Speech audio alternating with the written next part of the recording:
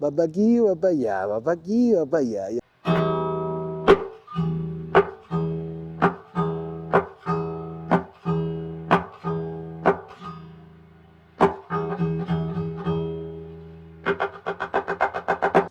Bueno, resulta que esta semana terminé ya por fin el libro de Jung de los alienígenas, como terminé el epílogo, y había una oración en el epílogo que cuando la estaba escuchando se me quedó en la cabeza. Jung dice, Dios es un círculo cuyo centro está en todas partes, pero cuya circunferencia no se encuentra en ningún lado. ¡Oh! ¡Qué frase más bella! Dios es un círculo cuyo centro está en todas partes, pero cuya circunferencia no se encuentra en ningún lado. ¿De qué carajo estaba hablando Jung cuando habló de esa oración? Ni idea. Como que él llevaba rato hablando sobre la circunferencia que suelen tener las cosas alienígenas, como que siempre son círculos, siempre son aves en círculos.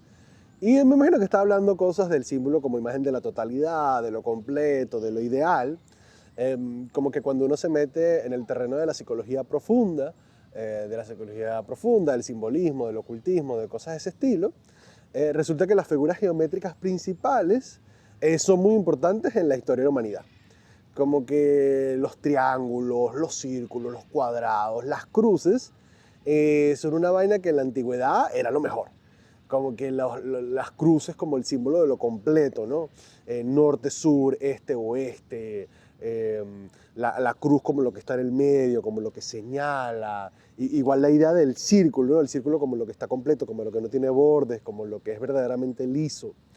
No sé si alguna vez ustedes cuando eran chiquitos se obsesionaron con alguna figura geométrica. Yo recuerdo que sí me llegué a obsesionar con figuras geométricas. La primera fue el paralelepípedo, creo. El paralelepípedo, después me gustó más el cubo, me parecía más interesante el cubo a nivel estético que el paralelepípedo. Pero yo recuerdo que esas fueron dos figuras geométricas que en un principio me obsesionaron.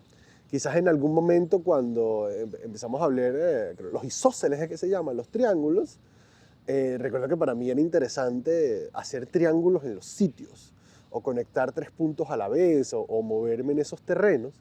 Y me puse a pensar, hoy quiero hablar de círculos, ¿no? Si yo alguna vez me había obsesionado con la idea de los círculos o del símbolo del círculo o de qué representan los círculos, ¿no? Eso completo.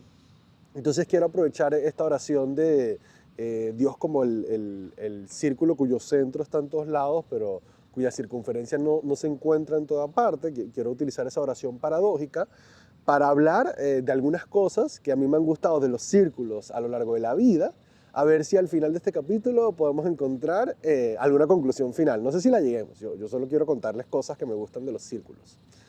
La primera cosa, aparte de esta oración magnífica, hay un filósofo que yo disfruto mucho leer, que se llama Pascal, es un filósofo del siglo XIV, siglo XV, más o menos paralelo a la época de Descartes, que a mí me gusta mucho. Él tiene un libro que se llama Pensamientos, que es un libro que yo he leído leyendo poco a poco a lo largo de mi vida, de los últimos 2, 3 años, voy como por la mitad, hace tiempo que no lo reviso, porque para mí Pensamientos era un excelente libro que yo usaba en una época en la que me empezó a dar como insomnio, pero, pero un tipo de insomnio en el cual solo me podía dormir a las 4 de la mañana. En una época yo solo me podía dormir a las 4 de la mañana y había momentos generalmente cercanos a las 3 de la mañana en la que yo decía, a ver, no tengo mucho sueño, entonces voy a leer algo para que me dé sueño.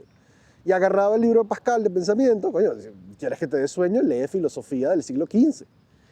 Y al final no me terminaba dando sueño, sino me parecía interesantísimo. Y eso hacía que durante una época de mi vida, en altas horas de la madrugada, estaba yo ahí leyendo Pascal. Y Pascal tiene muchas cosas interesantes que decir. Yo llegué a él porque en esa época me gustaba mucho el escritor William Blake. Y cuando uno se mete a investigar sobre William Blake, termina llegando otros autores, entre ellos Pascal, que fue el que yo me quedé. Y él tiene una idea con respecto al círculo o a la Tierra. Él dice lo siguiente. El círculo de la Tierra es demasiado grande, demasiado gigante, demasiado vasto, como para que podamos comprenderlo todo. Es decir, ante la magnitud de la circunferencia de la Tierra, el ser humano es demasiado chiquito y demasiado insignificante como para entenderlo todo. Y esto lo vamos a entender en la magnitud del tiempo. El tiempo es tan vasto, es tan gigante, es tan...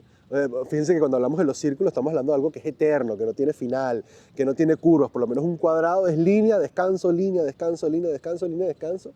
Un círculo es lo etéreo, es constante, es eterno, ¿no? Entonces en el tiempo, que es eterno, el ser humano es demasiado chiquito, demasiado insignificante para comprenderlo todo. Pero, dice Pascal, pero, al mismo tiempo, el ser humano no es ni tan chiquito, ni tan insignificante, como para no entender absolutamente nada. Es decir, somos demasiado chiquitos para entenderlo todo, pero no somos tan chiquitos como para entender absolutamente nada. Entonces lo que propone Pascal es que dentro de la insignificancia del humano, uy, ya va, es que estoy viendo una hormiga en el teléfono, entonces me estoy viendo hormigas aquí. Vamos a ver si las hormigas no nos invaden esta vez. Las hormigas nos están invadiendo, vamos a cambiar de sitio rápidamente. Vamos a aprovechar la interrupción de las hormigas para expandir en Pascal. Una hormiga es demasiado insignificante como para hacer algún cambio en la vida, pero al mismo tiempo no es suficientemente chiquita o insignificante para que la hormiga viva su vida pensando, no, es que yo no puedo comprender nada, yo no puedo hacer nada, yo no puedo fastidiar a un bicho que está grabando ahí un podcast para fastidiarlo porque está sentado sobre lo que yo considero parte de mi propiedad, parte de mi hogar, parte de mi territorio. Entonces, en este dilema circular, Pascal se propone que uno siempre va a tener una mirada ciega, es decir, en la totalidad, en el círculo de la vida, uno siempre va a estar ciego con respecto a parte de la totalidad, pero uno siempre va a ser parte de una totalidad. Fíjense que el círculo nos introduce una noción filosófica distinta a la que nos puede introducir el cuadrado o distinta a la que nos puede introducir el triángulo, que no nos marca una oposición o que no nos marca una discontinuidad. Es decir, en el cuadrado podemos ver 4 lados opuestos, 4 caras, el norte como algo que es distinto al sur, que es opuesto al sur, el este como algo distinto al oeste, y en el triángulo se plantea una distribución de energía momentánea entre las partes. Es decir, en el triángulo estos 2 puntos se conectan, estos 2 puntos se conectan, estos 2 puntos se conectan, pero siempre hay algo que evita que los 3 puntos puedan estar conectados al mismo tiempo. Como cuando uno tiene relaciones triangulares con los otros. Es decir, cuando uno tiene grupos de 3 amigos, uno nunca puede vincularse a través de las triadas, sino uno solo se puede vincular a través de las diadas. Es decir, en los grupos de 3 amigos hay momentos en los cuales 2 amigos son más amigos del otro, 2 amigos son más amigos del otro, 2 amigos están más juntos, 2 están aquí, 2 están aquí, 2 están aquí. Es decir, es algo que suele pasar en los triángulos. Muy, muy complicado que un triángulo se vincule entre sí y ya. Como que puedan distribuir la energía entre los 3 es muy, muy complicado. Yo diría que imposible, a menos que el triángulo se divida en 2 en diadas. Y fíjense que la única manera de que un triángulo de personas pueda interactuar entre sí es si se añade un cuarto, que bueno, en el mundo simbólico filosófico se llama esto el arquetipo de la cuaternidad. Es decir, la tendencia de las trinidades, la tendencia de los tríos a ser completados por un cuarto. Para que un grupo de 3 pueda hablar entre sí o pueda intercambiar energía entre sí, hay que introducir un cuarto. Ese cuarto puede ser una persona a la cual se habla mal, entonces los 3 se unen para hablar más de un cuarto, se introduce una cuarta cara que termina de fomentar la oposición, o por lo menos también está la idea de un objeto, los 3 se ponen a jugar algo, y eso que están jugando, ese cuarto, pasa a ser lo completo, y agarra y pueden empezar a intercambiar, pero si solo se quedan en los 3, es imposible comunicarse. Entonces, la idea del círculo, de la continuidad, nos plantea que nuestra permanencia y nuestra comprensión de la vida viene dado por el continuo de la ignorancia y el conocimiento. Es decir, demasiados ignorantes para saberlos todos y demasiados sabiondos para no saberlos nada. Y eso solo es posible a través de un pensamiento, entendiendo esta idea como una idea circular, una idea cuadrada, una idea triangular, una idea que tenga otras formas geométricas, es mucho más complicado, porque implica que un momento uno se para, que un momento uno es más chiquito, uno más grande. Para acá lo que te implica es siempre eres igual de insignificante y de valioso. Y eso es un argumento circular. Fíjense que cuando hablamos en esta primera frase de Jung, de un círculo cuyo centro está en todas partes, pero cuya circunferencia no se encuentra en ningún lado, estamos hablando de la comprensión paradójica de algo tan poderoso para lograrlo todo y tan débil como para no lograrlo nada. Como el agua, ¿no? Del agua, cuando hay mucha agua es bueno y cuando hay mucha agua es malo. El agua puede en sí misma construir la vida y el agua puede en sí misma destruir la vida. El agua no es una sustancia que está en oposición consigo misma, sino que está en un flujo circular constante. Entonces, esa es la segunda idea de círculos que quería comentarle. Hay una tercera idea de círculos que tiene que ver con el debate histórico de si la historia es cíclica, ¿no? Cuando uno empieza a hablar con gente que estudia historia o que gente que le gusta ese tipo de cosas, al principio, especialmente cuando la gente está más nueva en eso, hay todo un debate con respecto a si la historia es cíclica o no es cíclica, ¿no? La historia se repite, o la historia es distinta, o se repite un poquito, no se repite así. Yo realmente en el debate histórico no estoy muy claro de cómo se plantea esto.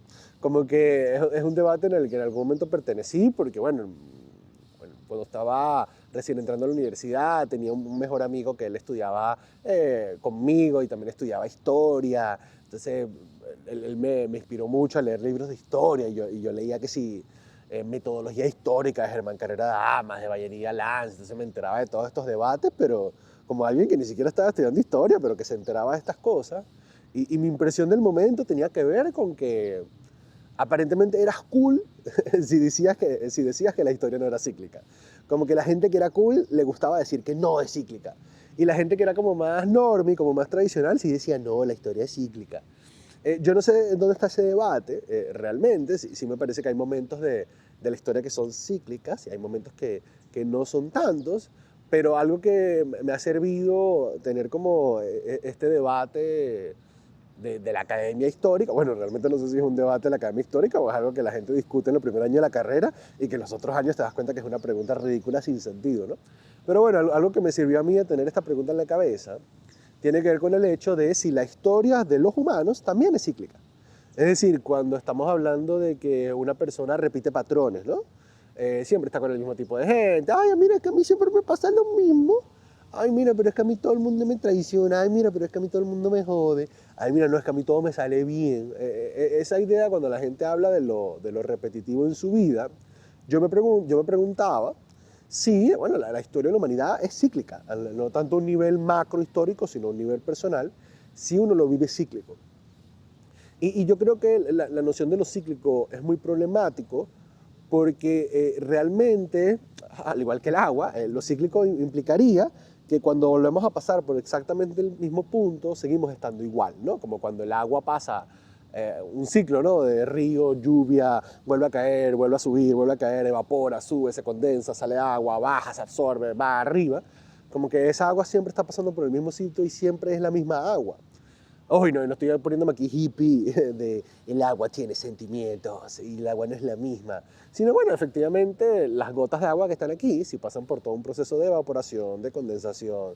Por ejemplo, si yo agarro y me hago un buche de esta agua, hago un buche, me la trago, la orino en el mismo río, eso sigue siendo la misma agua.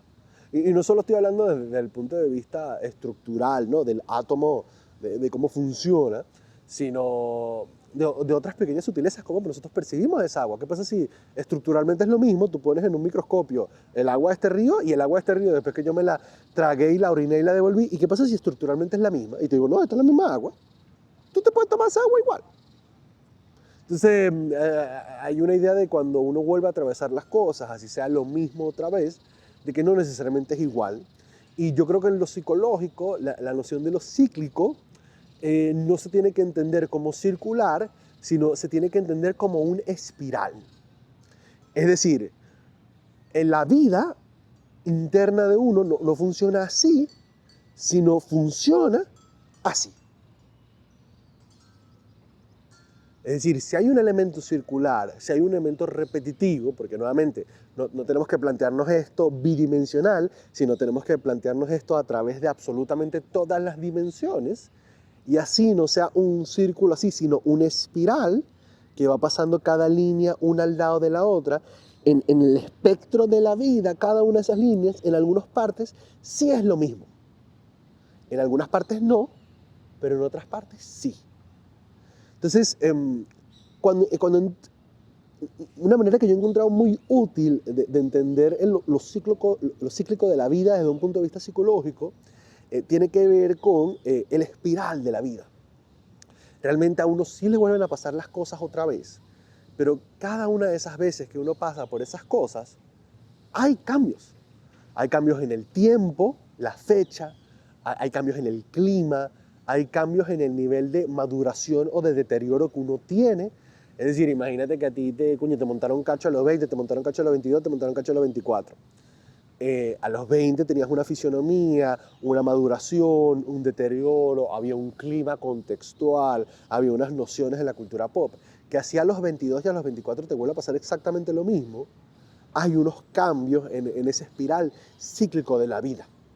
¿Okay? Esa es la tercera idea, que la quiero unir con la cuarta, porque me parece que empieza a hacer sentido, es ahí, que tiene que ver con un fenómeno psicológico, que me parece que es una angustia circular, que es un síntoma psicológico psicoanalítico que se llama compulsión a la repetición.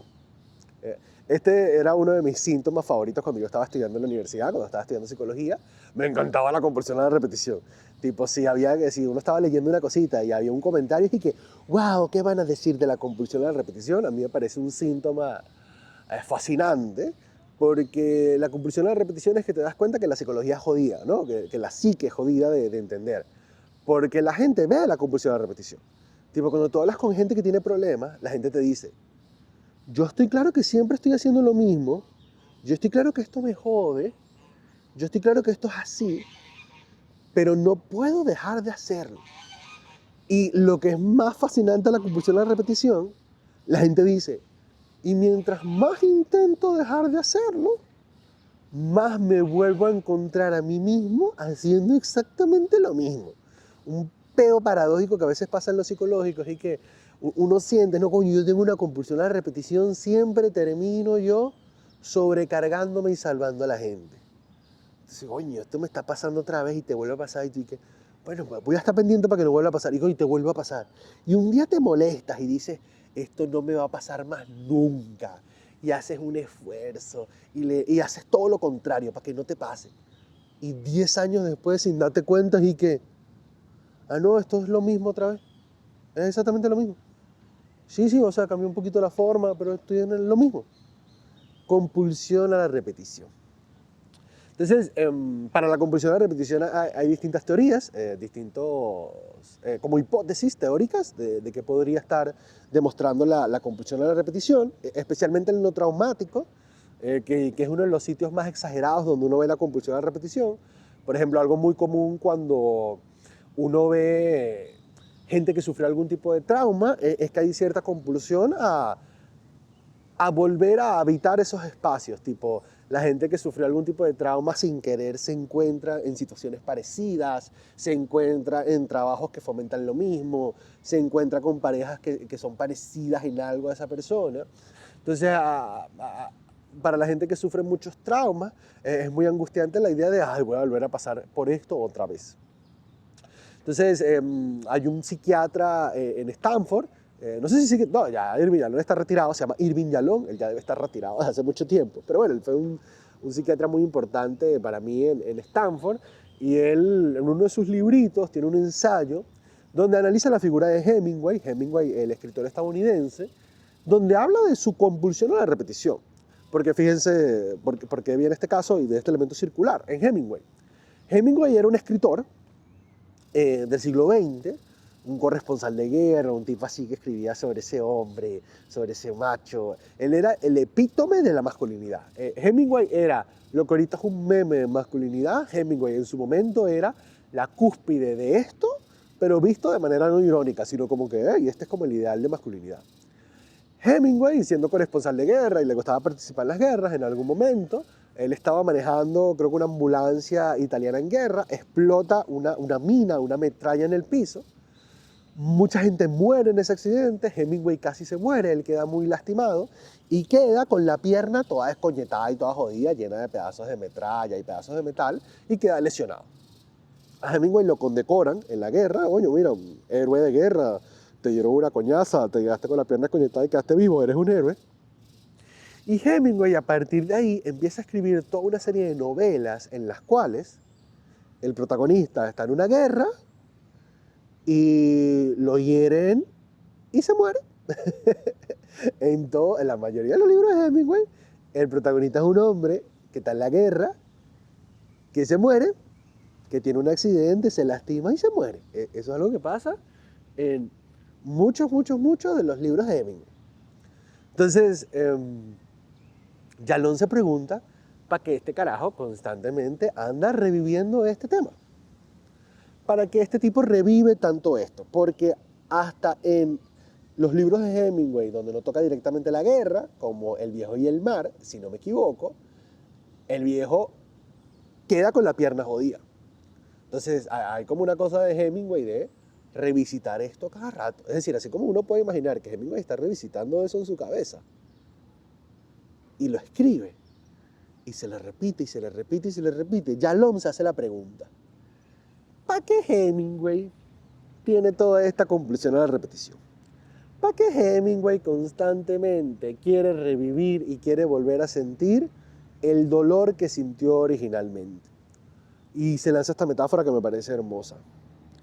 ¿Acaso no es lo mismo cuando la lengua busca el diente adolorido?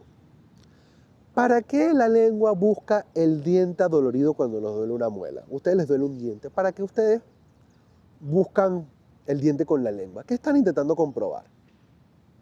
Que el dolor siga ahí. Que el dolor no sigue ahí.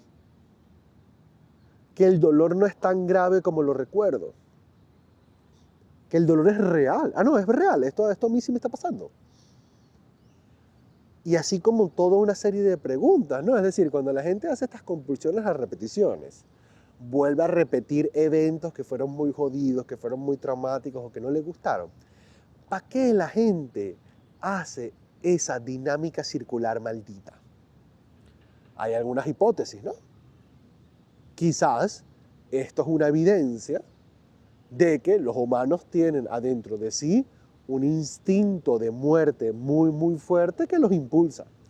Y que así como uno tiene un impulso de vida que te invita a hacer las cosas, que te invita a cuidarte, que te invita a amar, que te invita a vincular, también adentro de uno tiene un impulso de muerte que te invita a destruir, que te invita a hacerte daño, que te invita a matarte, que te busca a perseguir la muerte y a perseguir el peligro. Está la idea de, quizás está la gente haciendo eso para demostrarse a uno mismo que uno sí puede esta vez.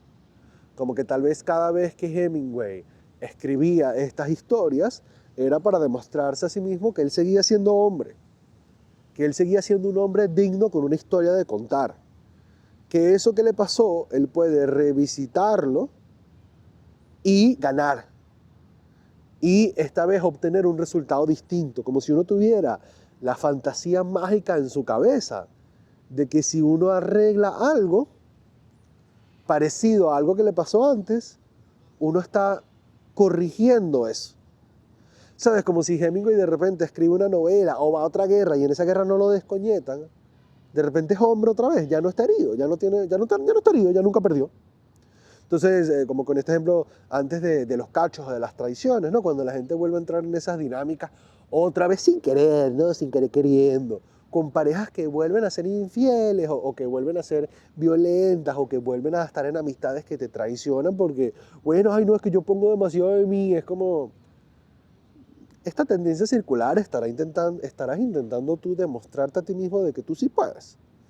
De que en realidad estás renegando la realidad. No, a mí nunca me pasó nada malo. Yo soy más que esto, yo puedo. ¿Viste como la última vez que me pasó no fue culpa mía? Porque esta vez yo sí lo hice bien.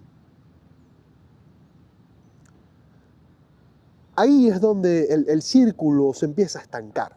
Fíjense que la idea de llevar la noción interna de lo circular a lo espiral es poder considerarnos humanos. Fíjense que este ejemplo que hace Jung al principio, bueno, que hice yo, de que hizo Jung al final del libro, pero que yo hice al principio de este podcast, habla un poco de que ahí es donde podemos ver esta noción que tenían los griegos de que los dioses les tienen envidia a los humanos, de que los dioses, cualquier tipo de dios o dioses en los que nosotros creamos, nunca van a tener la capacidad que hacemos los humanos. Nunca van a tener los límites que nos permiten ser humanos y descubrir lo bello de la vida. Dios, desde el punto de vista circular, está en todos lados y no está en ninguna parte a la vez. Los humanos no somos así. Los humanos, si estamos en un lado, no estamos en otro lado. Los humanos no podemos estar en todas partes al mismo tiempo. Esa no es una capacidad que tenemos los humanos. Que consideramos las figuras mesiáticas como semidioses, sí, porque consideramos que son humanos que pueden estar al mismo tiempo en muchas partes a la vez, que pueden estar vivos y muertos a la vez. Eso nos pasa con las figuras mesiáticas. Pero el humano no tiene que aspirar a lo circular, el humano tiene que aspirar a lo espiral. ¿Por qué? ¿Qué suele pasar en la vida de los humanos cuando no permiten el flujo circular, sino se quedan estancados? Literal, se quedan estancados y se pudren. La gente que se niega a sufrir, la gente que se niega a entender de que ya las cosas no son iguales, la gente que se niega a sufrir, la gente que se niega a ese tipo de cosas está evitando que la espiral se siga expandiendo y están proponiendo que el desarrollo psíquico solo pueda ocurrir exactamente siempre en el mismo lugar. Fíjense, cuando alguien dice, no, yo no voy a volver a salir con nadie más nunca porque a mí nada más nadie me va a joder. ¿Qué está haciendo esa persona? Cerrando su vida. Es decir, ya no te le estás dando chance a tu vida de que te siga mostrando tus propias repeticiones, cómo pasa históricamente. Hay guerras, hay tiempos malos, esos tiempos malos crean cosas, después vienen tiempos buenos, después vienen guerras, como este balance que vemos entre el totalitarismo, la libertad, el comunismo, el capitalismo, lo conservador, lo liberal. Fíjense cómo es un balance que va para aquí, va para allá, va para aquí, va para allá, y así va uno internamente, ¿no? Entonces, si uno no se permite ese vaivén interno, y uno no deja que venga, eso es peor porque te estanca. No permite que haya una especie de mandala de que el centro de la vida expanda a los demás. Y fíjense que esto se los puedo, hablando de esto del centro que se expande, una de las maneras que tenemos de hipotetizar de que el Big Bang fue un fenómeno que existió a nivel espacial es porque cuando uno le mete un telescopio arrechísimo a las cosas que están lejos, esas cosas tienen una tonalidad ligeramente azul. Entonces, en la física, la gente que estudia los astros, la vaina del espacio, las cosas de este estilo, hablan de que cuando las cosas se están alejando, empiezan a tener gradientes azul. Entonces, algo que uno ve cuando ve el espacio con telescopios es que uno ve que todo se está alejando. Es decir, constantemente, mientras estamos hablando en este momento, todo el espacio se está expandiendo como si originalmente hubiera habido una explosión en el centro que está haciendo que todo vaya siendo así. Esa es una de las razones por las cuales hay hipótesis de que el Big Bang es real. Porque literal todo se está expandiendo. Bueno, como diría Carl Sagan, nosotros somos polvo de estrellas. Los humanos estamos compuestos de exactamente los mismos materiales que están compuestos el universo. ¿Qué pasaría si nos podemos poner aquí hippies cosmológicos? ¿Qué pasaría si nosotros también nos estamos expandiendo? ¿En qué medida cuando segregamos nuestra vida, cuando cerramos nuestra vida, cuando nos ponemos circulares y no nos ponemos espirales, cuando nos creemos a nosotros mismos Dios, cuando creemos, porque Dios no sufre, ¿ok? Dios no sufre porque Dios es eterno, conceptualmente, ¿no? Si tú eres eterno, tú no sufres, porque todo es parte de un todo. ¿Por qué a nosotros nos duele que se nos muera un familiar o que se nos muera una mascota? Porque era nuestra mascota, porque era nuestro familiar. Porque, como diría Pascal, en el continuo insignificante de nuestra vida, nosotros todos nada más teníamos como 50, 100 años para vivir. Y en ese periodo, una muerte es algo que nos destruye el alma. Si tú eres eterno, si tú eres Dios, si tú eres una figura etérea, cualquier muerte, cualquier destrucción, cualquier cambio, no es nada más que algo simpático.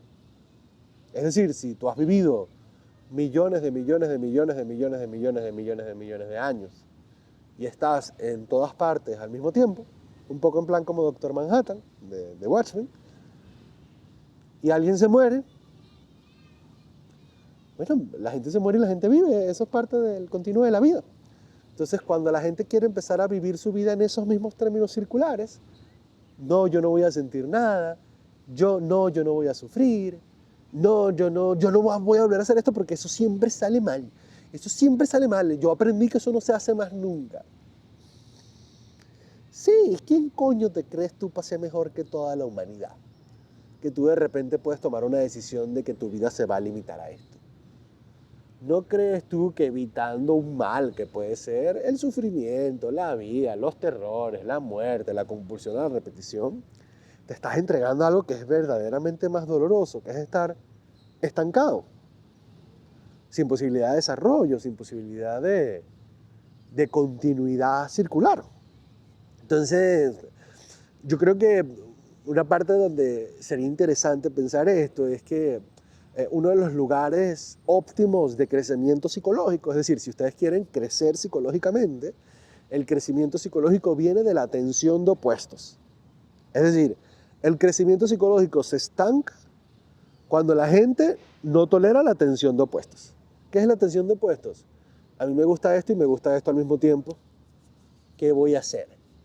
Cuando la gente dice, no, esto a mí ya no me gusta, esto nunca ha sido yo, en realidad yo solo he tenido esto y la gente solo se queda aquí. Y no hay tensión, se estanca. Bueno, es esto. El crecimiento viene de la constante tensión. Entonces, a veces uno puede tolerar la tensión a través de los cuadrados, a través de los triángulos, a través de estas cosas que nos permiten choques de tensión, pero con espacios de descanso. Tipo, bueno, esta cara del cuadrado y esta cara del cuadrado como que, uy, medio se están viendo, medio se están tocando, no se quieren mucho, ¿no? Como este-oeste, izquierda y derecha, o por lo menos aquí norte-sur, ¿no? Uy, como que no nos llevamos tan bien, no, yo solo soy conservador, los liberales son unos hijos de puta. No, la libertad es lo único que importa, los conservadores son unos hijos de puta. Si no está esa tensión de, hermano, tú en tu cerebro, así tú te la des de conservador, tú eres conservador y liberal a la vez. Así tú te la des de, porque estás traumado, papi, porque estás traumado, a ti te traumó el gobierno de Venezuela. Y estás en el extranjero diciendo, no, la izquierda es mala, yo jamás sería de izquierda. Así como tú ves a la gente de Chile, que lo traumó la derecha, no, la derecha es mala. Y hermano, dentro de ti habitan las dos. Si tú quieres crecer psicológicamente, hay que alimentar esa tensión. El círculo está en constantemente tensión. Los círculos nunca tienen descanso. El círculo siempre está en movimiento. Así es la psique. ¿Okay? El espacio, me puse regañón. El espacio es un lugar de caos. Es un lugar de estrellas que están colapsando unas encima de otras. Es un lugar de polvo. Es un lugar vacío. Es un lugar de choques. Es un lugar donde la vida está sostenida por un pequeño hilo de coincidencias y de casualidades que hacen que no estemos muertos en cualquier momento. Esa constante tensión y ese constante movimiento es lo que genera la vida. Interna y psicológicamente, esa constante tensión entre los elementos opuestos de la psique es lo que genera la vida. El bienestar psicológico viene a partir de la totalidad, no de la perfección. Para uno alcanzar bienestar psicológico, no es liberar la tensión y decir, soy perfecto, solo tengo las ideas correctas. No, el bienestar psicológico viene de la totalidad.